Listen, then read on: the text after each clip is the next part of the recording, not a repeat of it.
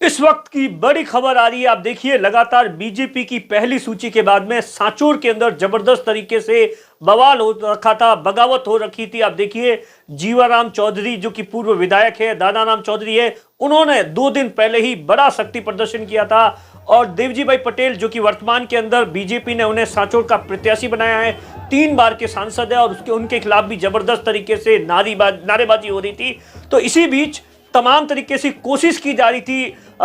जो पूर्व विधायक है जीवाराम चौधरी और दानाराम की ओर से कि किसी भी तरीके से दबाव बनाया जाए बीजेपी के ऊपर, बीजेपी के लीडरशिप पर दबाव बनाया जाए। और इसी कड़ी में ऐसा बताया जाता है कि कल है वो, आप देखिए, 6 जो सांचौर के अंदर जो ब्लॉक अध्यक्ष थे उन्होंने अपने इस्तीफे भेज दिए थे। तो ये कहीं ना कहीं पूरी की पूरी जो रणनीति थी इस बात को लेकर थी कि प्रत्याशी को बदला जाए, लेकिन बीजेपी ने दो टूक शब्दों में अब संकेत दे दिए हैं और सीधे तौर पर कहा है। और कुल मिलाकर बीजेपी ने अभी अभी जो जिन ब्लॉक अध्यक्ष ने इस्तीफे भेजे थे उनके इस्तीफे मंजूर कर दिए हैं और उसी जगह पर नए ब्लॉक अध्यक्ष को अपॉइंट किया है। कुल मिलाकर बीजेपी की जो लीडरशिप है वो सीधे तौर पर ये मैसेज देना चाहती है कि कोई ये सोचता है कि हाँ, इस तरीके की हम मीटिंग कर बड़ी रैली कर या हजारों लोगों को इकट्ठा कर बीजेपी को दबा देंगे और टिकट बदला देंगे, तो ऐसा बीजेपी के अंदर संभव नहीं है। कुल मिलाकर बीजेपी ने इस एक सांचौर के जरिए पूरे राजस्थान के अंदर जहां पर भी बगावत हो रही है वहां पर बड़े संदेश दिया है।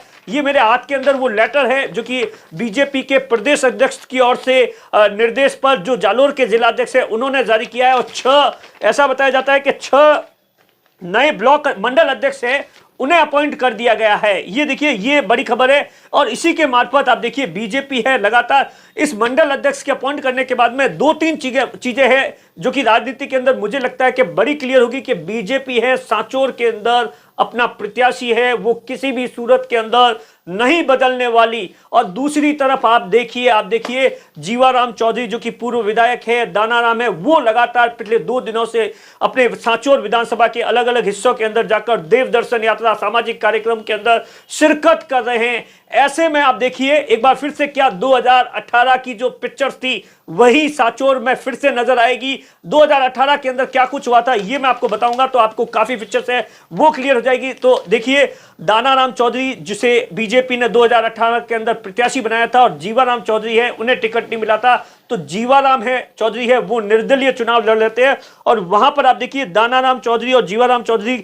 दोनों मिलाकर आप देखिए एक अच्छे खासे वोट लाते हैं। कम से कम आप देखिए 46%, दानाराम चौधरी को करीबन 26% वोट मिलते हैं और जीवाराम चौधरी को 22% वोट मिलते हैं और सुखराम बिश्नोई जो कि वहां से दूसरी बार लगातार जीतते हैं उन्हें 38% वोट मिलते हैं। कुल मिलाकर आप देखिए 2008 के बाद में बीजेपी सीट से नहीं जीत पाई थी और इसी के लिए बीजेपी ने नया प्रयोग किया था। सांसद देवजी भाई पटेल जो कि 3 बार के सांसद हैं उन्हें टिकट दिया था कि ताकि जिस तरीके से बीजेपी की गुटबाजी है उससे छुटकारा मिले और इस सीट के ऊपर जो बीजेपी का वनवास है वो खत्म हो सके। लेकिन अब जिस तरीके से बीजेपी ने संकेत दिए हैं, 2 टूक शब्दों में यह संकेत है पूर्व विधायक जीवाराम चौधरी के लिए, दानाराम जो कि 2018 के प्रत्याशी है, कि बीजेपी इस सीट पर किसी भी तरीके का कोई बदलाव नहीं करने वाली है, क्योंकि दोनों ने सीधे तौर पर परसों रात को जब हजारों की तादाद में लोग इकट्ठा हुए तो बीजेपी के सेंट्रल लीडरशिप को चेतावनी दी थी कि 30 तारीख तक यहां के प्रत्याशी को बदल दिया जाए,